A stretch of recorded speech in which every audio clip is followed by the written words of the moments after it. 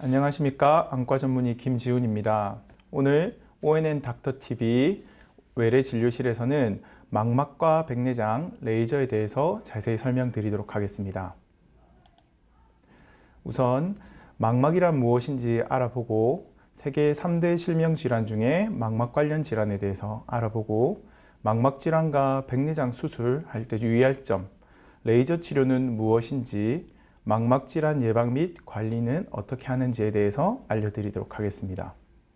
외래 진료를 보다 보면 환자분들이 궁금한 점들이 많이 있습니다. 당뇨가 있는데 백내장 수술을 받을 수 있는지, 혈관이 터져서 치료를 받고 있는데 다초점 백내장 수술을 받을 수 있는지, 황반 변성으로 주사 치료 중인데 백내장 수술을 받고 난 이후에도 시력이 조금 더 좋아질 수 있는지 등등 많은 질문을 하시는데요. 그런 것들에 대해서 하나하나씩 알아가도록 하겠습니다. 먼저 눈의 전체적인 구조에 대해서 확인해 보도록 하겠습니다. 눈을 정면에서 바라보면 검은 동자와 흰자, 눈꺼풀로 보이지만 측면에서만 보더라도 눈은 여러 층으로 이루어지는 것을 알 수가 있습니다. 검은 동자는 투명한 각막과 갈색 동자, 그리고 흰자 이런 식으로 나눠지는 것을 알 수가 있는데요. 눈을 옆으로 살펴보게 되면 맨 앞쪽에 있는 부분이 각막 부분, 그리고 검은 동자로 보였던 갈색 동자 부분이 홍채, 그리고 렌즈 구조를 가지고 있는 수정체, 눈의 대부분의 부피를 차지하고 있는 유리체, 그리고 감각신경인 망막, 혈관 구조인 맥락막, 눈의 전체적인 둘레를 싸고 있는 공막 부분으로 나눠져 있습니다. 눈은 카메라와 동일하다고 생각하시면 됩니다. 빛이 들어오는 카메라의 렌즈에 해당하는 부분도 있고요. 이제 카메라가 현상이 되는 필름 부분도 있고요. 오늘은 그 필름에 해당하는 망막 부분, 그리고 렌즈에 해당하는 수정체 부분에 대해서 조금 자세히 알아보도록 하겠습니다. 망막이란 안구 내부의 3분의 1을 차지하고 있는 조직이고요. 투명한 신경 조직이고 빛의 신호를 전기 신호로 바꾸어 뇌로 전달하는 기능을 가지고 있습니다.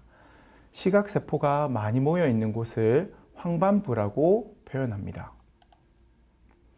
정상 망막 모양은 다음과 같습니다. 사진을 보면 사람 눈에 안저 촬영을 해가지고 눈의 중심부를 표시한 사진인데요. 제일 먼저 보이는 부분이 혈관 부분이 보이실 겁니다. 그리고 동그랗게 모여있는 모형들도 보이고요. 주변이 반짝반짝 거리는 모형들이 보일 겁니다. 젊은 사람일수록 주변에 망막 부분이 반사가 돼가지고 조금 더 반짝거리는 모양이 보이고요. 혈관들도 훨씬 또렷하게 관찰이 됩니다. 이 부분들 중에 눈의 중심 부분, 시각신경이 가장 많이 모여있는 부분을 황반부라고 부르고, 동그랗게 되어 있는 이 모양을 뇌로 들어가는 시신경부라고 표현을 합니다. 정상적인 망막인데도 나이가 들어감에 따라 변화가 생깁니다.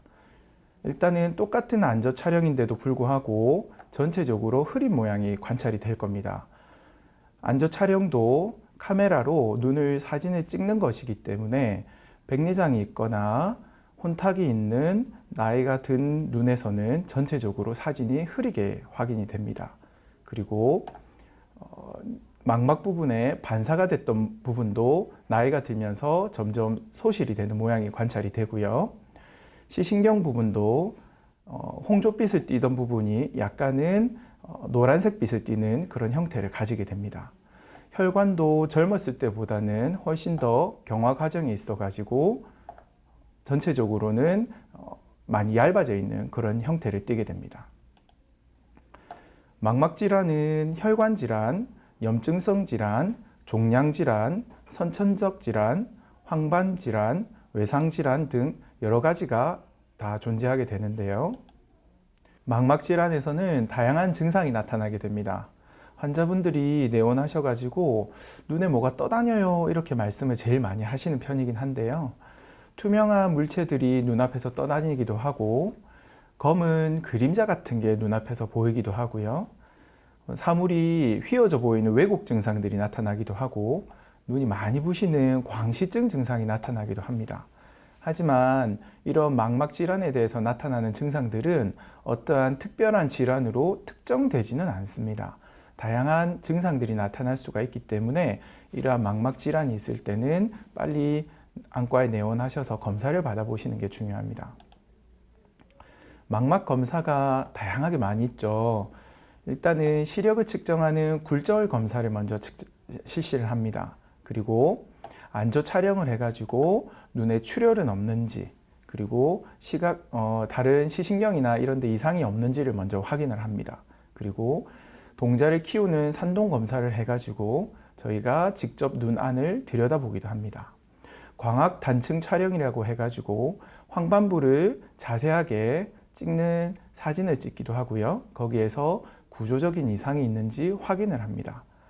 형광안정 조영술이라고 우리 몸에 조영제를 직접 투여를 하면서 사진을 찍습니다. 사진을 직접 그렇게 찍어서 실제로 혈관이나 다른 구조에는 이상은 없는지, 다른 기능에는 이상이 없는지 확인을 합니다. 그리고 전극을 머리나 눈에 붙여가지고 전기 생리학적인 검사를 실시를 하기도 합니다. 모든 검사를 다 한꺼번에 시행하는 것은 아니고요. 필요에 따라서, 그리고 질환의 정도에 따라서 검사의 깊이는 달라지게 됩니다. 세계 3대 실명 질환이라고 하는 것은 당뇨 망막병증, 황반변성, 녹내장이 있습니다. 이 중에 당뇨 망막병증과 황반변성은 망막 질환입니다. 세계 3대 실명 질환을 진단받은 사람들이 고통이 되게 많습니다. 삶의 질에도 많이 영향을 미치고요. 그래서 우리나라에서는 안조 촬영을 국가검진에 포함시켜 가지고 최대한 조기에 그리고 빨리 치료를 받을 수 있는 환자분들을 걸러내줄 수 있도록 그렇게 하고 있습니다. 환자분이 한 분 오셨어요. 갑자기 흐려졌어요. 주변에 검은 그림자가 많이 떠다녀요 라고 말씀을 하십니다. 실제로 본인이 보는 핸드폰이 어제보다 오늘 갑작스럽게 안 보이기도 하고, 원래 다른 사람들과 생활했던 공간에 검은 그림자가 눈앞에 가려져서 잘 안 보인다라고 내원을 하시는 거죠.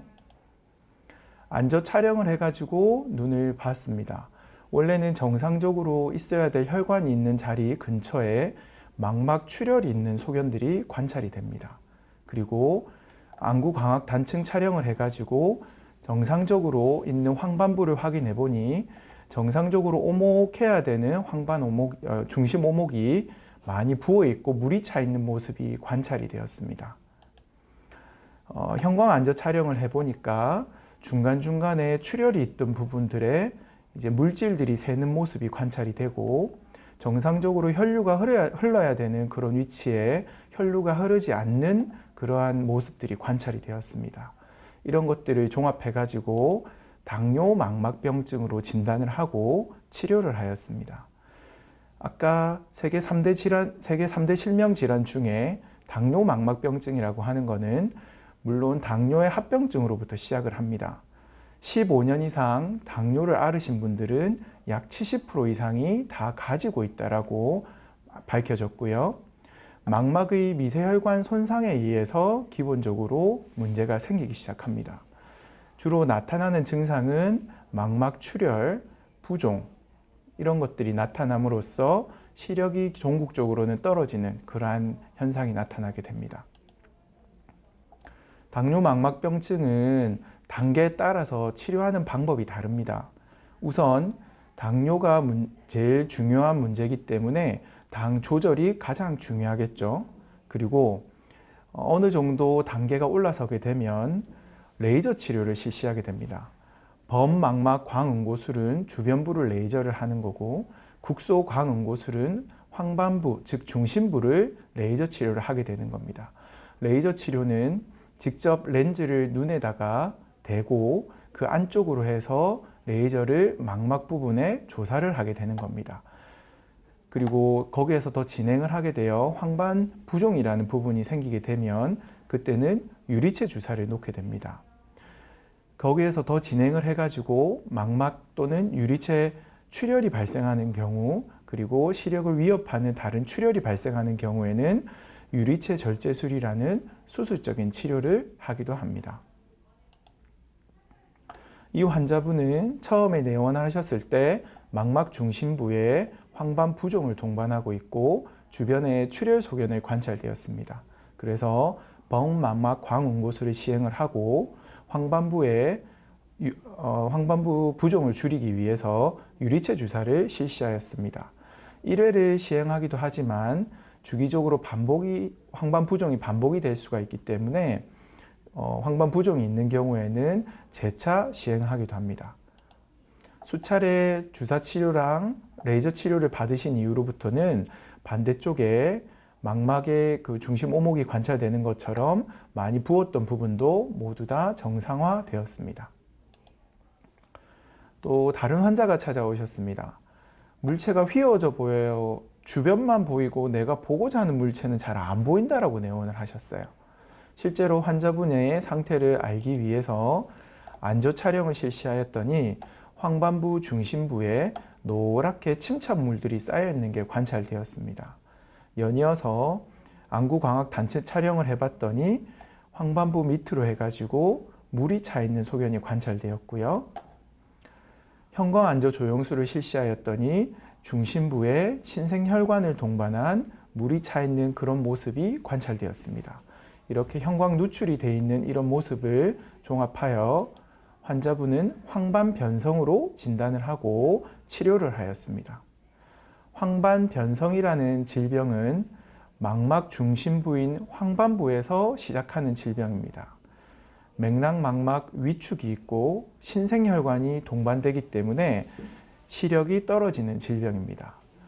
건성과 습성으로 분류를 하기도 하고요. 65세 이상 환자 실명에 가장 흔한 질병입니다. 건성과 습성 황반 변성에 있어서는 루테인 복합 영양제를 복용을 합니다. 그리고 습성 황반 변성에서는 유리체 주사 치료를 실시합니다. 유리체 주사라고 하는 것은 직접 안과 전문의가 눈 안에 주사를 통해서 유리체 안에 물질을 주입을 하는 시술을 이야기하는데요. 이 물질을 주입을 하게 되면 혈관 투과성이 감소하게 되고 혈관 내피세포 증식이 억제가 되고 혈관 내피세포 이동이 억제가 되는 효과를 통해서 황반 변성의 신생혈관의 활성도를 떨어뜨리게 됩니다. 주로 주사를 놓는 것은 첫 진단을 받고 나면 1개월마다 3회 주사를 하게 됩니다. 즉, 3달 동안은 각 한 달 동안 한 달에 한 번씩 주사를 맞는다라고 생각을 하시면 되고, 이후에는 재발에 따라서 주사를 놓게 되는데 몇 개월마다 반복적으로 주사를 맞기도 하고, 이제 물이 차거나 그 신생혈관이 활성화가 됐을 때 그때 주사를 놓기도 합니다. 10수년 전에는 아바스틴이라는 주사밖에 없었고요. 그때는 황반 변성에 치료를 할 수 있는 환자분들이 제한적이었습니다. 그런데 루센티스가 개발된 이후로부터는 많은 환자분들이 치료하시고 시력 개선을 보셨고요. 그럼에도 불구하고 시력에 제한적으로 이제 상승 곡선이 있어가지고 이제 치료가 되지 않으신 분들을 대상으로 추가적인 약물이 계속 개발이 되고 있습니다. 현재는 아엘리아, 비오불, 최근에 바비스모까지 다양한 약제들이 나와서 많은 환자분들이 시력이 많이 떨어지지 않고도 이제 유리체 주사만으로도 시력을 보존할 수 있는 그런 치료가 되었습니다. 주사 치료법이 있기 전에는 황반 변성은 모두 다 한번 진단을 받고 나면 이제 실명을 하는구나 이렇게 생각을 하셨었습니다. 하지만 유리체 주사 치료요법이 도입된 이후로부터는 시력이 유지되는 것뿐만 아니라 한 3분의 1 정도의 환자분에서는 실제로 처음보다 시력이 개선되는 그런 효과가 있기도 하였습니다. 우리나라에서는 산정특례제도라고 하는 건강보험 안에 또 다른 제도가 있습니다. 원래 이 약제는 상당한 고가의 약제입니다. 우리가 치료를 함에 있어서는 좋은 치료법뿐만 아니라 경제적인 것도 무시를 못하는데, 우리나라에서는 실제로 그 주사비의 일부만이 환자가 부담을 하고 나머지는 국가에서 부담을 해주는 그런 치료법으로 지금 현재 유리체 주사를 치료하고 있습니다. 또한 황반변성이 초기에 말씀을 드렸던 것처럼 3회 주사로 끝나는 질병이 아니고 그 이후에도 추가적인 주사 치료가 계속돼야 되는 치료이고 주기적으로 병원을 방문하셔야 되는 치료이기 때문에 상당한 경제적인 비용이 들지만 우리나라에서는 상전특례 제도가 있기 때문에 반드시 내방하셔가지고 적극적인 치료를 하셔야 됩니다. 이 제도는 외국에서는 없기 때문에 우리나라에서 치료를 받고자 하는 외국 분들도 되게 많으십니다. 아까 그 환자분께서는 초기에 망막의 부종과 여러 가지 물질들이 쌓여 있었는데 세 차례 주사 치료 이후 그리고 재발을 했을 때는 연속적으로 주사 치료를 할 그 상황에서는 망막이 반대쪽 정상적인 망막처럼 물이 많이 빠져 있는 상황을 관찰하실 수가 있으십니다. 백내장이라고 하는 건 수정체에 혼탁이 오는 질병입니다. 원인은 나이가 제일 우선적인 거고요. 질병이나 외상이 있는 경우에도 혼탁이 올 수가 있습니다. 증상으로는 시력저하, 눈부심이 있을 수가 있고요. 초기에는 안약으로 약물 치료를 하는데요. 종국적으로는 수술적인 치료가 필요한 그러한 질병입니다. 지금 보시는 이 환자분도 중심부에 백내장이 가득 차 있기 때문에 초기에 시력저하도 있으셨고 눈부심도 자꾸 늘어나가지고 결국에는 수술을 할 수밖에 없는 상황까지 가게 된 것입니다. 이제 백내장에 있어서는 백내장을 초음파 유화술로 없애고 나면 거기 안에 인공수정체라는 것을 집어넣는 수술을 시행을 하게 되는데요. 인공수정체가 과거에 십수년 전에는 일반적인 단초점 인공수정체밖에 없었습니다. 그래서 수술 이후에는 결국에는 안경을 근거리나 원거리에서 쓸 수밖에 없는 그러한 수술이었는데 최근에는 그 인공수정체가 많은 발전을 이루고 있습니다. 그리고 앞으로도 꾸준히 더 발전을 할 거고요. 난시가 교정되는 인공수정체가 발견된 이후로부터는 난시 때문에 빛이 분산됐던 그런 것들을 많이 모아주어 가지고 원거리에 있어서는 안경을 쓰는 비율이 많이 줄었습니다. 물론 안경을 아예 쓸 수는 없겠지만 아예 쓸 수 없는 건 아니지만 안경 착용 비율을 줄이는 것만 해도 삶의 질에 많은 영향을 주게 됩니다. 다초점 인공수정체라고 하는 것이 최근에 나와가지고 이슈가 되고 있는데요. 빛의 분산을 이용하여서 근거리와 원거리를 모두 볼 수 있게 하는 그러한 인공수정체입니다. 하지만 그 인공수정체가 모두 다 장점만을 갖고 있는 것은 아닙니다. 장점은 분명히 근거리와 원거리가 둘 다 잘 보이게 하는 효과가 있지만 단점은 단초점 인공수정체에 비해서는 선명도가 분명 떨어진다는 게 단점입니다. 따라서 망막 질환이 있는 사람들이 백내장 수술을 할 때는 반드시 고려를 해야 되는 부분들이 몇 가지가 있습니다. 황반부가 보존이 되면서 백내장이 있는 경우에는 백내장 수술을 당연히 받으셔야 됩니다. 그리고 인공수정체도 난시와 다초점 인공수정체가 모두 다 활용될 수 있습니다. 하지만 황반부 질환에 의한 시력 저하가 의심되는 환자분 같은 경우에는 백내장 수술 시 매우 주의를 요하고요.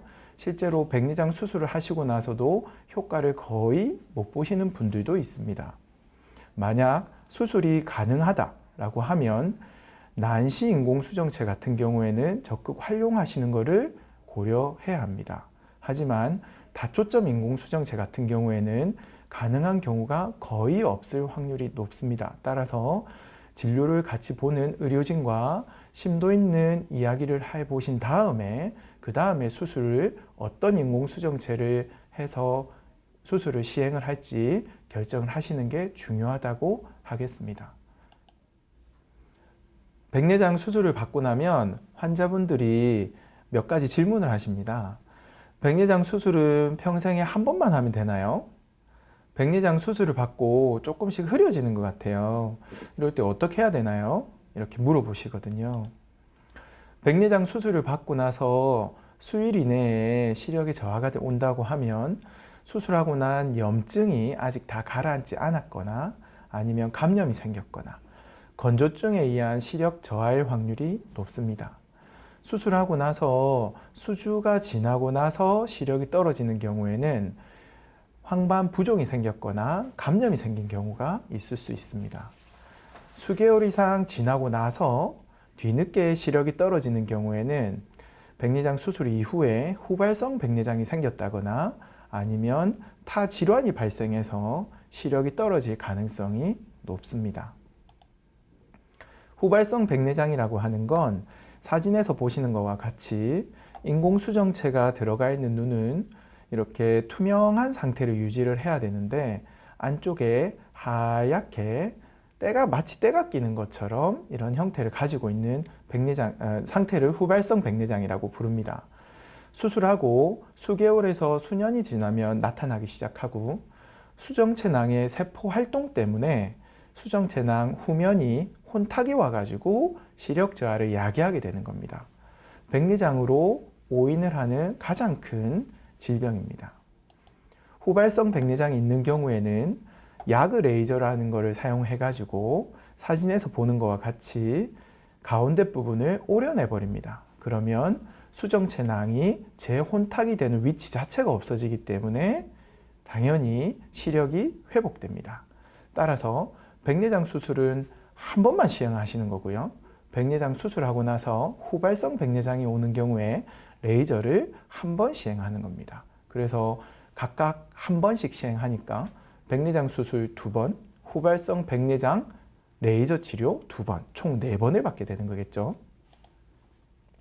안과에서 레이저 치료를 한다라고 하면 환자분들이 피부과나 성형외과도 아닌데 레이저 치료를 한다고요? 이렇게 말씀을 하십니다.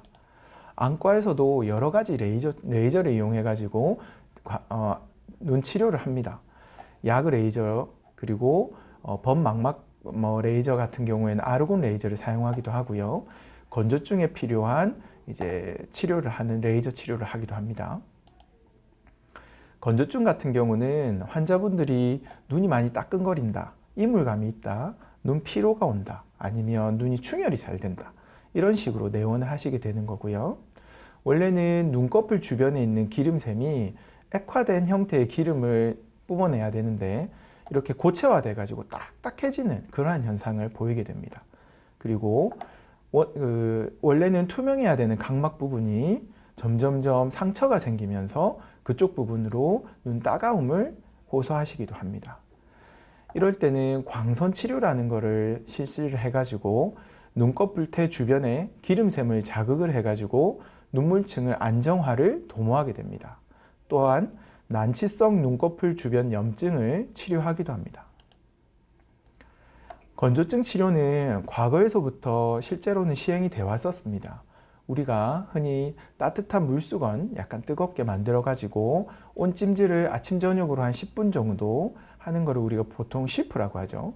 그렇게 쉬프를 통해 가지고 실시를 했었는데 거기서부터 기인을 해 가지고 요즘에는 IPL이라는 광선 치료를 실시를 합니다.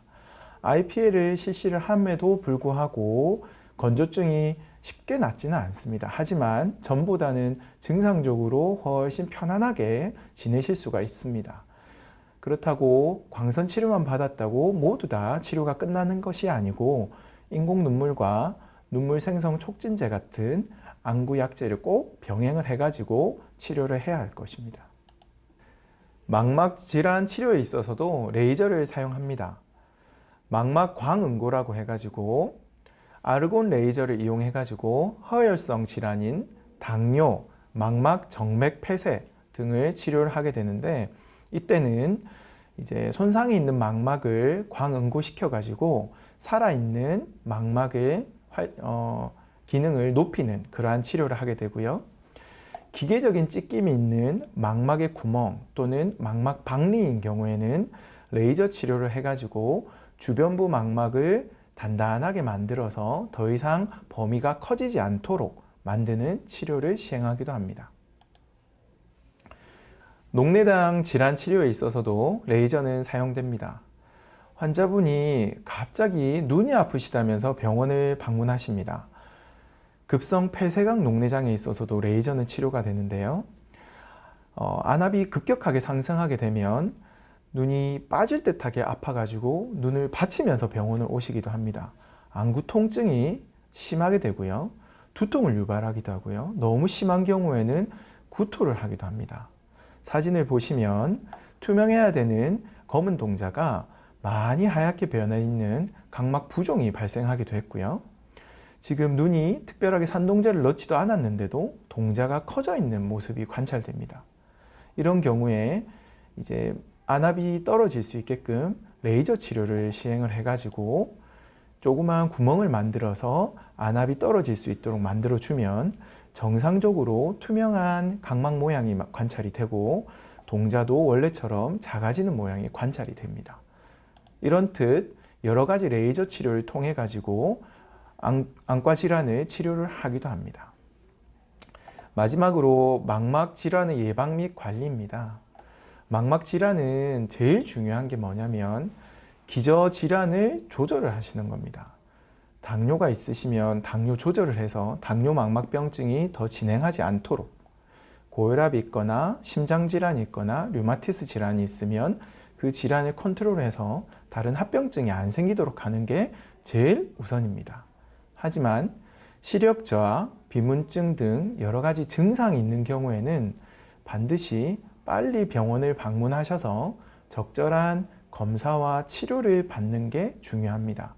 치료 시기를 놓치는 경우에는 앞으로 돌아가지가 않기 때문에 적절한 치료를 받으실 수 있도록 병원을 빨리 방문하시는 게 중요합니다.